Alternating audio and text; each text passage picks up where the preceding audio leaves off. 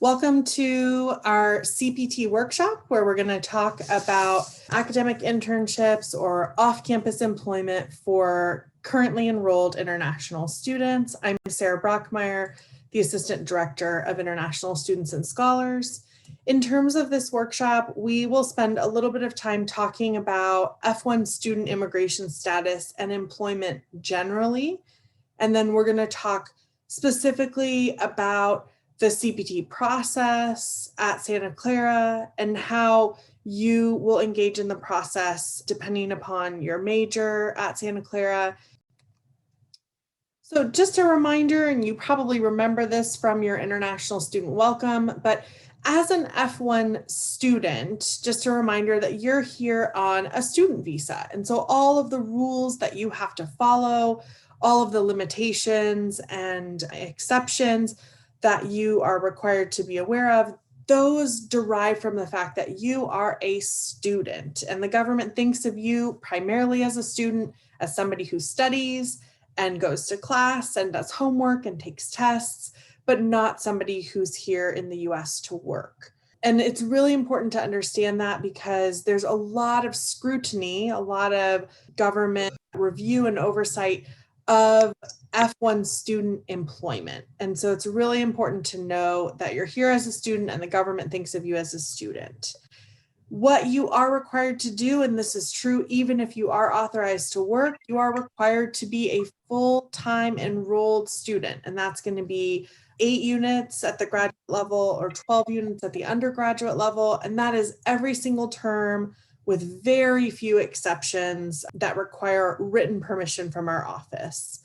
And then in terms of employment, you can be authorized to work on campus or to engage in CPT, which is what we're here to talk about today, or OPT. And on-campus employment, we'll just talk about very briefly. What this means is that you are being employed and paid by Santa Clara University or by one of our direct student service providers. At Santa Clara, our direct student service providers are our bookstore, which is owned by Barnes & Noble, or our catering staff and company, which is called Bon Appetit, and they provide the catering for our campus. And so those are the only exceptions where your on-campus employment paycheck wouldn't come from Santa Clara, but would come from an outside company. Otherwise, on-campus employment is that you're paid by Santa Clara. Santa Clara University Human Resources limits all student employees to no more than 19 hours per week while school is happening. So that's fall, winter, and spring quarter or semester. You can work more than that during breaks. So winter break, summer break, spring break. In order to begin employment, you don't need any special permission from our office, but you do need a Social Security number, which is sometimes called an SSN. And that is a government number that is used to track how much money you earn and how many taxes you've had paid on your behalf. And so you do need that number in order to be properly paid. And so we will help you through that process. But other than that, you don't really need extra permission from us. You're allowed to start working on campus at any time. In addition to on-campus employment, you can be authorized to work off campus under practical training. And there are 2 types of practical training. The type that we're here to talk about today, which is CPT or Curricular Practical Training, as well as the work authorization that you are eligible for after graduation, which is called OPT or Optional Practical Training. We won't talk about OPT today because that's a different presentation, and that's something that you'll be working on as you get closer to your graduation date. But suffice to say that both of these have to be related to your major, or what we would call your field of study. And both of them are part of your F1 student permissions. So even when you're doing CPT or OPT after graduation, you are still an F1 student. These are special permissions that are permitted to F1 students based on their academic need. So CPT is while you're enrolled and OPT is after graduation. For CPT, you do need a job already lined up. You need a specific employer to fill out the forms, whereas for OPT, you're just asking the government for a blanket permission to work in your field of study. Now let's dive more into CPT, or Curricular Practical Training, and what that is. At Santa Clara, we have a CPT process that's outlined and extensively detailed on our CPT website. We'll be going over that process here today. Specifically, we want students to either attend or watch a recording of our CPT workshop. So good job to everybody that's on the workshop today, or to people watching this recording at home. It's really important to understand the eligibility requirements for CPT, and we'll go over those. Once you meet the eligibility requirements, you will find an appropriate, what we would call practical training opportunity, or some people might just call it a job. You'll find a job. And then you need to enroll in the correct class. Because CPT is curricular in nature, it relies on you to be enrolled in a class and have a curriculum that engages with your practical experience. And so we'll talk about what that looks like. And then we have a form that we require you to complete called a CPT Cooperative Agreement. And this is required for any CPT authorization. Once you have that cooperative agreement and you've completed the previous steps, you will request your authorization. That process looks a little different right now due to COVID-19, and we'll talk about the process under COVID-19 while we're sheltering in place, working from our homes.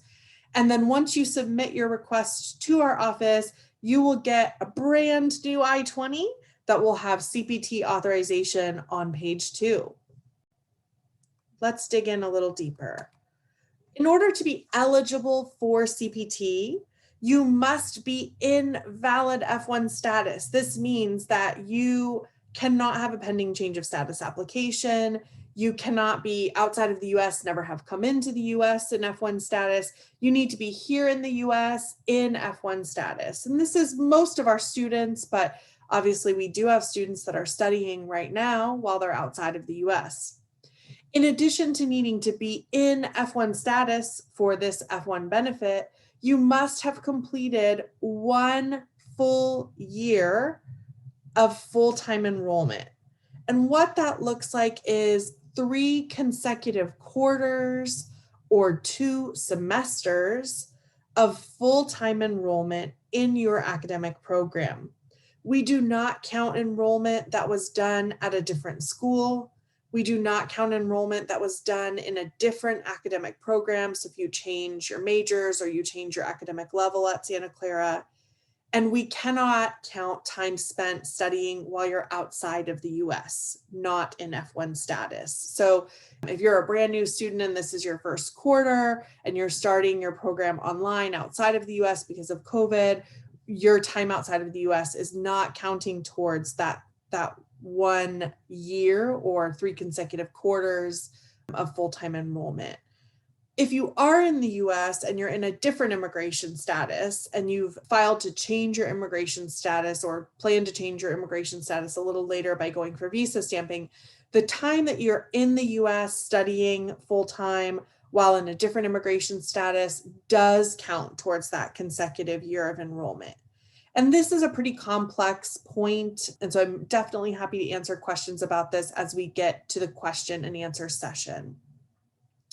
In addition to needing to be in F1 status and have completed 1 full year of full-time enrollment, you have to have an appropriate qualifying practical training opportunity. So not just any job counts, and I'll talk a little bit more about what that means in the next slide. And then in addition to those first 3, you have to be enrolled in a class. And this is of critical importance to CPT. CPT is curricular in nature. It's right there in the C for CPT. It is required that you be enrolled in the class that's giving you credit for this practical training. And there are many programs here at Santa Clara that have a course that gives people credit or is done concurrent to an internship, an externship, or some other practical training opportunity. Not every single degree program, but many, many of our degree programs have these appropriate academic courses. And we'll talk about how to search for your course in a second. In terms of a qualifying practical training opportunity, or what some people might just call a job, it's really important that it have curricular ties, meaning it is related to your major. So my perfect example of this is we cannot give anyone at Santa Clara CPT permission to work off campus being a barista or a coffee maker at Starbucks. And the reason is there is no major at Santa Clara that is related to being a coffee maker or a barista, right? So we could give somebody permission to work for the Starbucks Corporation in their finance and accounting department if they are a finance or accounting major and they're doing something related to that major. But we can't give you permission to work in any random job. It has to be related to your major. In addition to being related to your major, the practical training opportunity has to be in the Bay Area if you're going to be doing it during the school year. You can't authorize you to be working in New York State during the middle of the school year because you really need to be here, in a normal period of time, right? Obviously, during COVID, we know people are kind of spread out around not just the US, but around the world. And so we're happy to work with you in that situation. But generally, during a normal academic year, we can only authorize CPT in the Bay Area. And we do have students that do CPT outside of the Bay Area, most commonly up in Seattle, working with Amazon during summer breaks. CPT, Curricular Practical Training, and I'm really highlighting that word training, requires you to have an in-person supervision. It is not possible generally for you to work from home or to be completely independent and unsupervised. Because it's practical training, you need to be getting supervision, and you typically would need to be working on site at the company's location. Now, we do understand that right now during COVID-19, shelter in place rules, as well as, health and safety regulations and company policies may be asking you to engage in your work remotely from your home. In fact, we are all working remotely from our homes. I'm in my house right now. And so during COVID-19, we are authorizing students that have companies wanting them working from their homes or working remotely to be remotely working. But once the COVID-19 health and safety need to work from home ends, the expectation is that students will be back on site at their companies. And again, we do not approve independent, unsupervised CPT. It can't be like your own project, your own company. You do need a supervisor providing that mentoring and that training that is integral to the CPT experience. We authorize CPT that's both paid and unpaid, but typically if you are working for a for-profit company, you should be paid. And we cannot authorize CPT that violates any labor laws. So we can't authorize CPT where the pay is below the minimum wage for the location where the CPT is happening.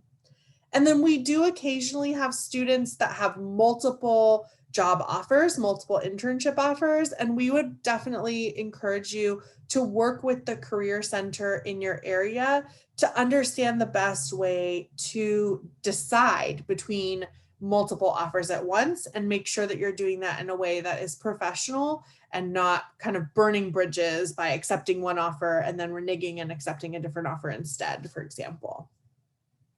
Moving right along, as I mentioned, CPT is curricular in nature, which means that you are required to be concurrently enrolled at the same time in a class that's giving you either credit for the work that you're doing off campus or giving you assignments related to the work that you're doing off campus.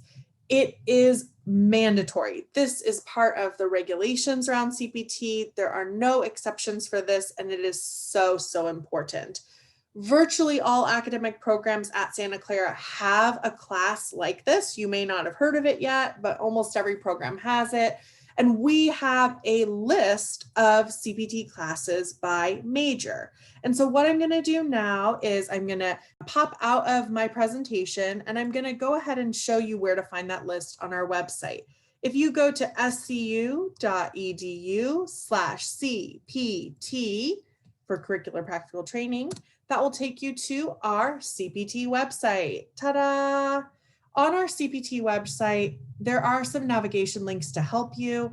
For example, step number 4, enroll in the appropriate course. If you click appropriate course, it will take you to a section where we talk about relevant CPT courses by major. And then if you click this red button, CPT courses by major, it will open up a Google spreadsheet.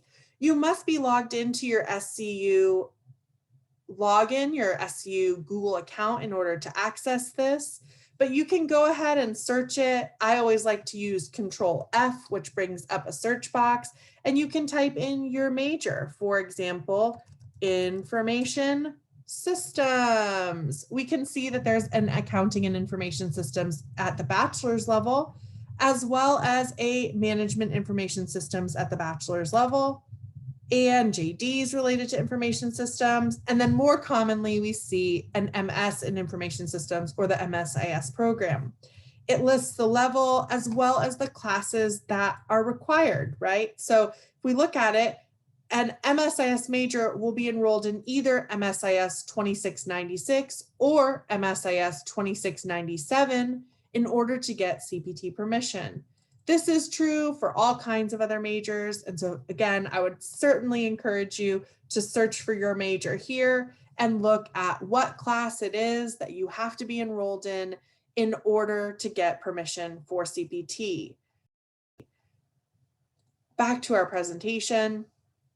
When you're looking at those CPT courses by major, it's really important to know that classes have prerequisites. So for example, the CPT course in the graduate engineering program, that's all graduate engineering majors, that gives you credit to do your internship is ENGR 289.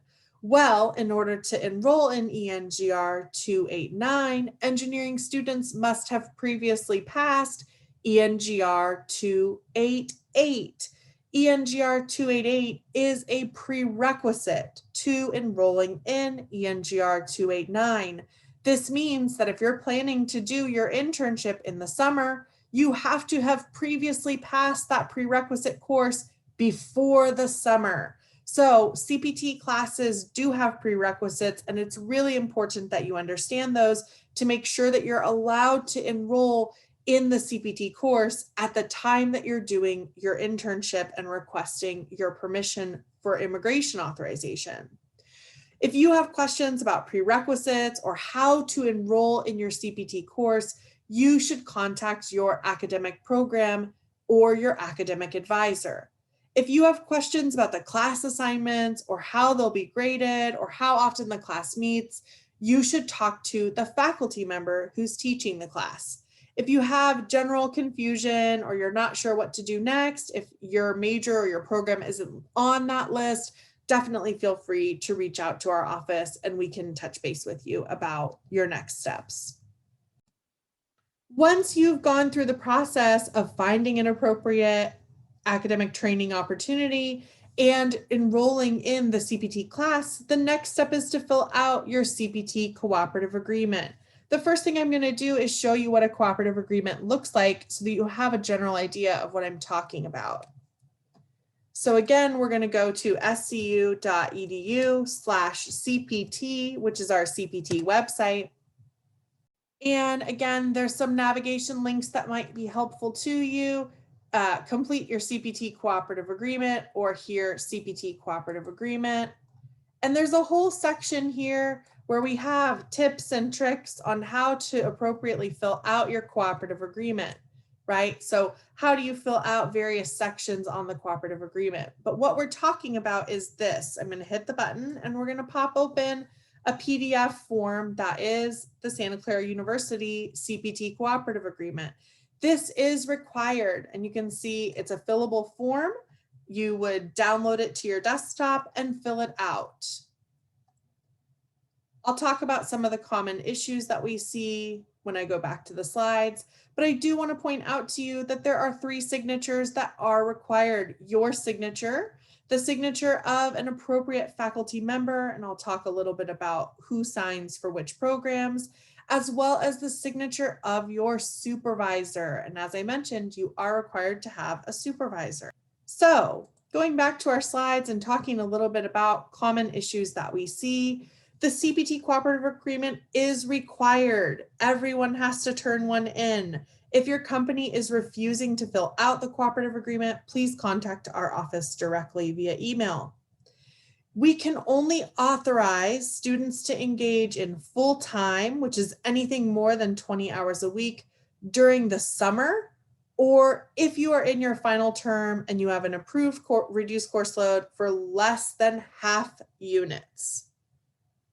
Otherwise, your CPT must be part-time, which is 20 or less hours per week.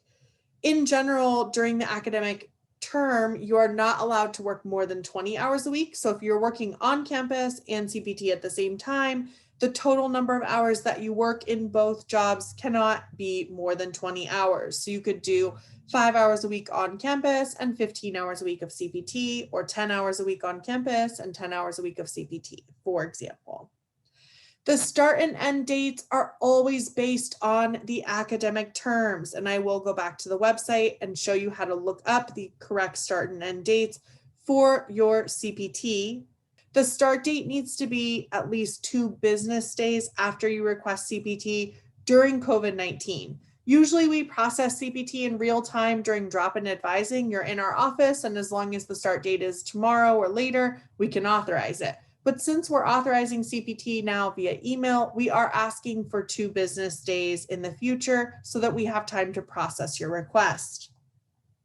The training objectives that you list on page 2 of the cooperative agreement should not be job duties, but they should be things that you're planning on learning or experiencing or practicing while you're doing your CPT. So instead of listing that you are responsible for programming in C++, you might list something like gain experience with programming in C++.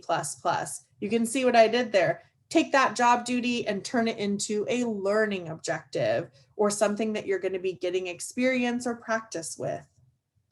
Those signatures on page 2 must be signatures. We will not accept people's typed names, but electronic signatures are acceptable. I'm going to go back to the website. All right, so on that website in the CPT Cooperative Agreement section, we do have a couple of things that are helpful to you, specifically the CPT Cooperative Agreement start and end dates. This table explains to you how to find the start and end date during your academic term. And then every year we put up a table of the earliest possible start date and the latest possible end date, depending upon whether you're continuing your program or whether you're graduating that term.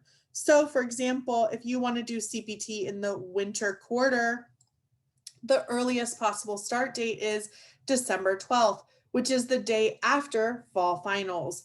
And then if you are a continuing student, you can keep doing your CPT all the way through the end of spring break. But if you're a graduating student, you would have to stop doing your CPT on the last day of finals because you can't do CPT after you're graduating. So I would definitely recommend that you look at this carefully. And then in addition to that, we talk a little bit about signatures. So we do have some examples of signatures that are acceptable. You can see that, I'm just trying to increase the picture. You can see that this has a digital signature confirmation on it. So even though this is typed, it's acceptable because of the digital signature confirmation. And then this is okay because it's an actual signature. This is okay because it's a copy of an actual signature. This is not okay because this was typed. It's just typed in a font that's made to look like cursive, but we won't accept it if it's typed because it's impossible for us to know if you typed it or if your boss typed it or who typed it, right? And this is a secure document that goes into your immigration file. The government can ask for it. And so we do want to make sure that it is useful in the future. All right, so there's the notes about the start and end dates, as well as the notes about signatures. The last thing that I will point out on start and end dates is that we do have one section and then we have a second section here. This is for students who want to do both full-time and part-time employment during the same academic period. For example, if you want to do full-time CPT during winter break and then part-time CPT during winter quarter, you would list the full-time hours, say 40 hours a week, and the winter break dates, and then the part-time hours and the winter quarter dates here. We don't necessarily recommend that you do that because that does go into your immigration record as not one, but two different CPT authorizations. But we do want to leave that possibility available if that's what you wish to do. If you have additional questions about that section, I definitely would recommend coming to drop-in advising hours and speaking with an advisor. And then the last point that I'll make about this is the faculty advisor's signature. The person who signs the form is a little bit different depending upon the academic program that you're in. In general, the faculty advisor is going to be the faculty member who is teaching your CPT class. The only exceptions to this are as follows. If you are in the graduate engineering programs, the faculty advisor signature does not come from the professor teaching your class. Instead, the faculty advisor signature comes from your academic advisor within your major. If you're at the Jesuit School of Theology, the faculty advisor signature comes from the program director of your academic program, not your academic advisor, but the program director. Those are the two main exceptions. There are a few exceptions in various undergraduate programs, but again, typically the faculty advisor signature is the signature from the faculty who is teaching the class that's giving you credit for your CPT. Back to our presentation. I've talked a little bit about CPT in the final term, specifically the fact that if you are planning to do full-time CPT in the final term, you would need an approved reduced course load. Just a couple more notes. I did talk about that end date has to be a little bit earlier because you can't go into the break after your final term because you're not a student anymore. So it's no longer curricular in nature. You do need your CPT I-20 before you're allowed to apply for OPT. And we cannot put CPT in your record if you have already applied for OPT. So this is part of that kind of transition from being an enrolled student to being an alumni who's engaged in that optional practical training. All right, this is a special slide for COVID-19 and shelter in place. In order to get your CPT authorization, that is the I-20 that shows that you're allowed to work off campus, during shelter in place, we ask that you please email us your request. Specifically, we want your subject line to say CPT request and your name and your SCU ID number. You must attach that properly completed and signed CPT cooperative agreement. Just a reminder that the start date on the CPT cooperative agreement has to be at least 2 days into the future. We cannot backdate your CPT permission. So when you send your cooperative agreement, make sure that the start date is 2 business days in the future. If you're sending it on Friday, that means that you would put your start date as Wednesday, right? Monday is business day number 1, Tuesday is business day number 2, put Wednesday as your start date. If you are in your final quarter and you're enrolled in less than full-time units, you would want to attach your reduced course load to the CPT email. And if you don't have a social security number already, we will have to help you through the emergency social security process because the social security offices are currently closed. So please let us know that you don't already have your SSN. Once we get the email that has the cooperative agreement, we're going to go through our CPT process. And this is what we would be doing if you were physically in our office as well. We go in and we make sure that your contact information in eCampus is accurate and up to date. We confirm that you meet CPT requirements by confirming your prior enrollment and the fact that you have not previously failed any CPT courses. And then we validate that the cooperative agreement is properly completed and signed. If everything is correct, we will reply to the email and let you know that the CPT has been authorized and that you can expect an email confirming once the I-20 is ready to mail. If for some reason the cooperative agreement is not correct or you're not enrolled in the appropriate class, we would reply to the email and explain what you need to do to fix the issue and ask you to resubmit once it's fixed. And then once that CPT I-20 has been downloaded, printed, signed, and is ready to mail, you will get an email instructing you how to create a mailing label. That's because our office is not currently open due to COVID-19. We are mailing documents because we're working from our homes. Once your CPT is authorized, it's really important that you read your CPT I-20 carefully and make sure that there are not any typos or errors. If you have any questions about changing your end date in particular, my first recommendation is to review our website where we do have instructions on what to do and when changes are needed to be reported to us. Otherwise, you can email our office and we can give you further instructions as well. And then if you want to change companies or you want to do CPT again in a future term, you really have to go through that entire CPT process again. Because CPT is specific to employers and specific to academic terms based on your enrollment in that academic term, it is important to know that if you want to do CPT for multiple terms in a row, for example, if you get a 6-month internship, you will have to do CPT for 2 academic terms, which means 2 times enrolling in the class, 2 cooperative agreements, 2 CPT I-20s. It is possible to leave the US while you're engaged in CPT, but generally, if you have CPT permission, the expectation is that you are in the US engaged in that practical training. And so if you're planning to leave the US and end your practical training early, you may need to notify us depending on how early you're ending it. We do want to talk a little bit about that CPT for multiple academic terms. Specifically, we want to make sure that you're aware that if you engage in 12 months or more of full-time CPT, you are no longer eligible for OPT. But keep in mind, we only authorize full-time CPT for students that are either in their last academic term and have less than half of a course load, or during summer. What that means is that for 99% of students, it is not possible for you to do 12 months of full-time CPT because you're not here for 4 summers, right?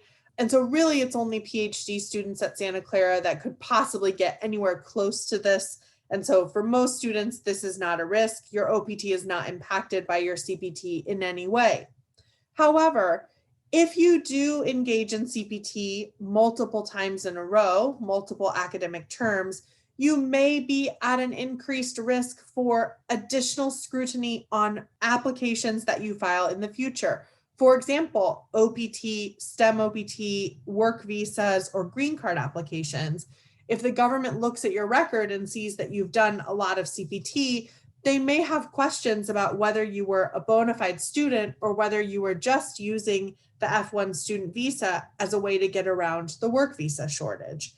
This is not a huge risk at Santa Clara because at Santa Clara, all of our CPT is curricular and we have pretty strict, fairly conservative CPT rules, but it is something that impacts students that are at other schools. And we do occasionally see Santa Clara students that have questions about CPT from government officials. When students do CPT, we do recommend that they keep proof of the CPT and the curricular ties of the CPT. There's a list of documents that you may want to keep if you do CPT. And this is just so that if there are ever any questions in the future, you have the documents on hand.